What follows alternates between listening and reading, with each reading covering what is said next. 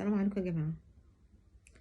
أنا طالعة أعمل الفيديو ده النهاردة مش اعتراض والله، ولا تقليل من أي حد، ولا هعيب في أي حد، أنا بس طالعة أقول لشيرين حسام نصيحة لله، بما إني أكبر منهم سنا وعندي خبرة عنهم.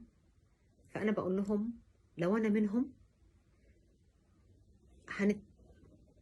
نتصل ببعض ونتفق إن إحنا نروح نتعالج في مكان إحنا الاتنين. انتوا قادرين، يعني مش هقول لكم انتوا مش قادرين تروحوا تتعالجوا في مكان، روحوا في احسن مكان تتعالجوا فيه. في اماكن كتير جدا في اوروبا تتعالجوا فيها بنو تايم. هتتعالجوا وترجعوا حلوين زي الفل، وتعيشوا حياه كريمه زي اي اتنين متجوزين عايشين حياه كريمه.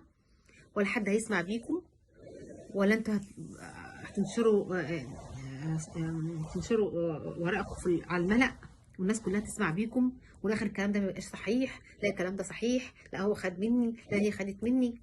ليه؟ ليه؟ life is too short by the way.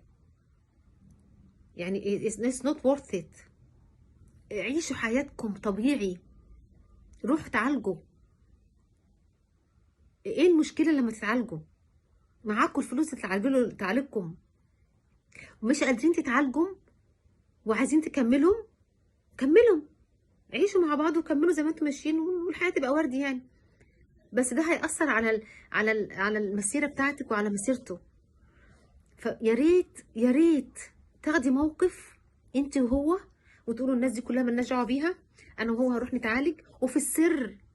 ومش ضروري في العالم ولا تقولوا لحد احنا رايحين نتعالج ولا اي حاجه. خدوا بعض واتكلوا على الله، روحوا اتعالجوا وارجعوا سلام. فاجئوا الناس، اعملوا لنا بيج سبرايز، واي نوت. وارجعي لنا شيرين اللي بتغني اللي الناس كلها بتحبها، لان الناس بدات تكرهك، الناس بدات ما تسمعكيش. فانت بتبوظي كل حياتك، كل مسيرتك المهنيه. طب ليه؟ وفي صالح مين؟